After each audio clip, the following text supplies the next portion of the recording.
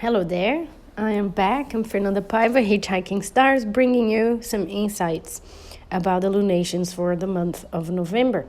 And we start with a very powerful full moon. So the month pretty much start with a very powerful full moon Taurus, which is at 13 degrees Taurus, and that will be happening between the 4th and the 5th of November, depending where you are in the world. So as usual, there are a few things that I want to share with you about this full moon, about this combination. So let's talk about the Sabian symbol. Let's talk about the main aspects that we find in the chart of this full moon, and some of the tarot cards associated as well with Taurus, because the tarot cards gives us a great imagery to what this combination is, what the big insights can be about. And there's a lot to share here. And there are a lot of different layers to this full moon. Because usually we talk about full moon in Taurus in connection to fertility, in connection to all the things that we love, and how embodied we are as well. You know, all the flavors, all the flavor profiles that we associate with Taurus. But there is a lot more to this full moon, and in particular in connection to how we do relationships, how we give, how we take, how we say yes, how we say no. There is a lot of emphasis here, and there is a lot of emphasis in transformation as well, connected to this full moon. Now remember, full moons are that, as I said, that culmination in that stage of the cycle, of the lunar cycle. So the moon is shining really bright in the sky, obviously if it's not cloudy. The moon is shining really bright, which means something becomes really visible, something becomes really obvious. We can't pretend that we don't see anymore. So with that idea, let's move on. Let's talk about this. Let's talk about the Sabian symbol first. So this particular degree of Taurus, 13 degrees, the Sabian symbol is: on the beach, children play while shellfish grope at the edge of the water. So on the beach, children play while shellfish grope at the edge of the water. Now, we've got the imagery of the beach. We've got the imagery of the edge of the water, which for me emphasizes a little bit that intuitive side of our psyches, of our experience, the subtleties, right? The emotions as well. So there's bound to be a lot of emotions involved here in this full moon, this combination.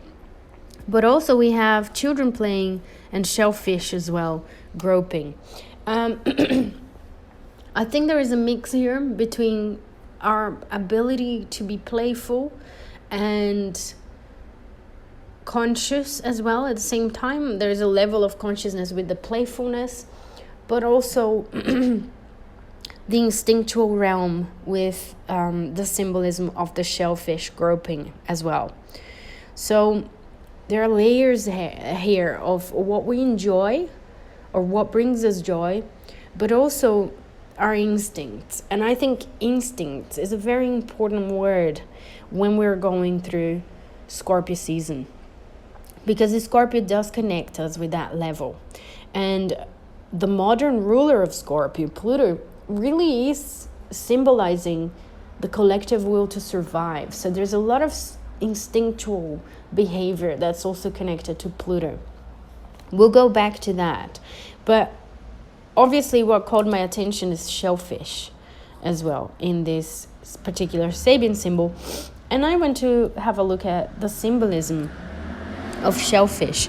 And shellfish has a connection to protection, obviously because of the shell, but also transformation, keyword for Scorpio season. There's a connection to the divine. Obviously there's a connection to Venus there, the shell and shellfish in general, and how we have that depiction of Venus on the shell as well. So a connection to the spiritual realm, to water and fertility. Those are topics that I really can see the water fertility, I can see with that duality between Scorpio and Taurus. But calling the attention to the spiritual realm here, that's something that's beyond Taurus.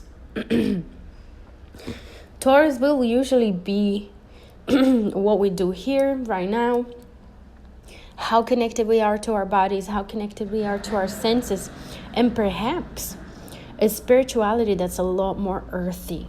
So there is a bit of a connection here between the two.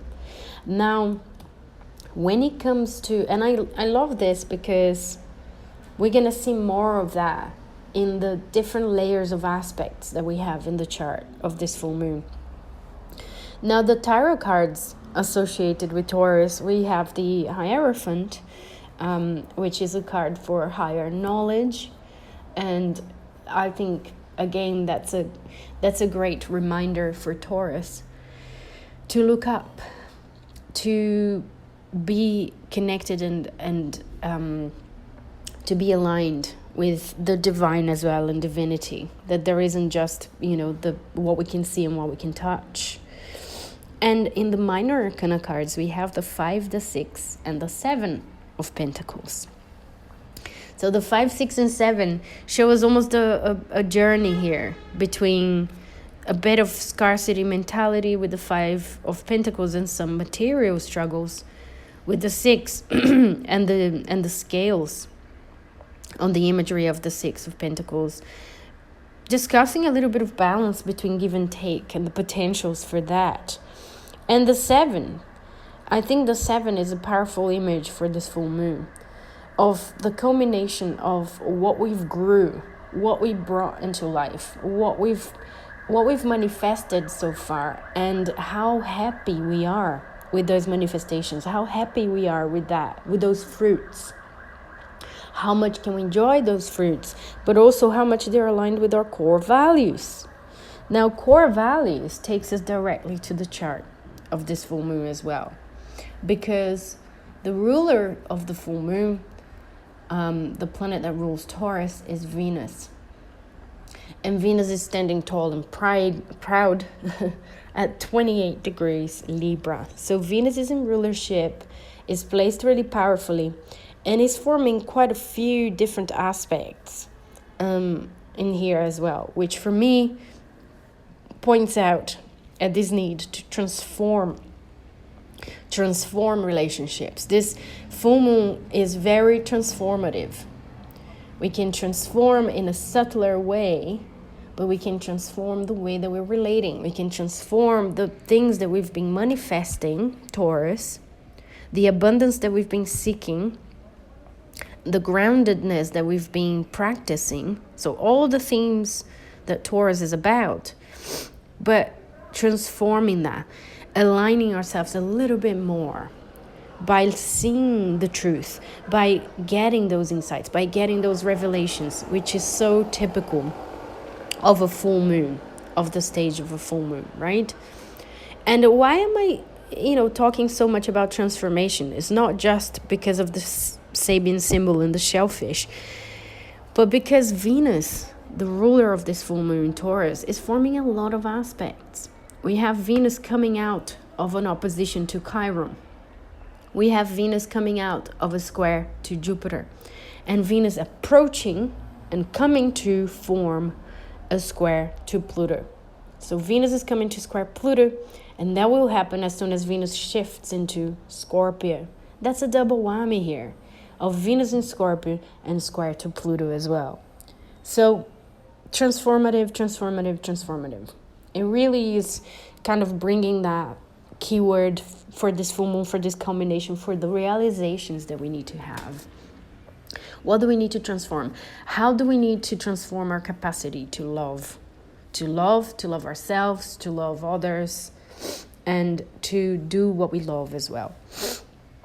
Are the fruits that you are bringing into the world, the 7 of Pentacles, based on your core values and what you truly love, or not?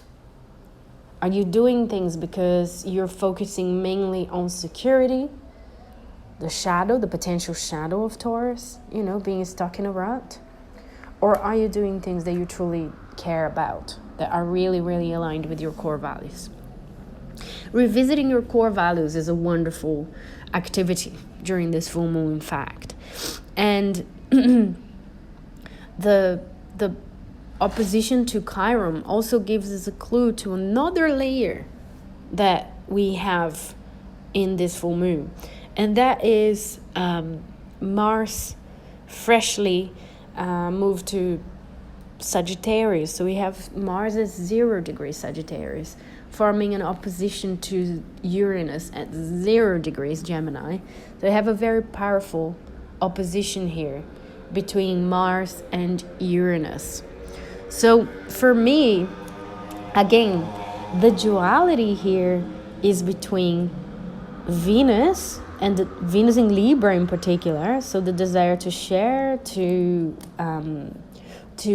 practice togetherness, to be fair, to love, to be congenial, to say yes, etc.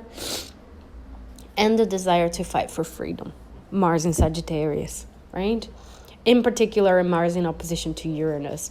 Our freedom, our space, our sense of meaning, our sense of purpose, our individuality. So there is an emphasis here between the two, because the moon is ruled by Venus and the sun is ruled by Mars, the sun in Scorpio. So the traditional ruler is Mars. So we have an emphasis on the both of them. And the opposition of Venus in Libra with Chiron in Aries is a bit of a repetition of this message, because Aries is ruled by Mars. So the wounds in our sense of individuality here, how much autonomy are we having and practicing in our lives? So the topics will be very much surrounding this, different flavors. And how we deal with the pressures of this energy will be very important. With Mars opposite Mercury and opposite Uranus, and Mars is not too far from Mercury as well, we need to be aware of how we communicate and how quick we are to judge a situation as well during this full moon. So be aware, be patient. The revelations doesn't mean that you need to immediately act on them. Maybe you can act on them a little later. I give you a reminder as well that we are traveling or navigating the shadow period of Mercury retrograde. So we might regret certain things that we say. So be aware, just pay attention. Journal, do something else with the information that you get rather than convey and bring it into the world out of being impulsive, which is, being impulsive is another flavor that we can connect to Mars in Sagittarius opposite Uranus. So that's it. I hope this is helpful, and I am wishing you all a wonderful, beautiful full moon in Taurus, and that you enjoy this energy. So I'll see you and I'll speak to you guys very soon. Bye bye now.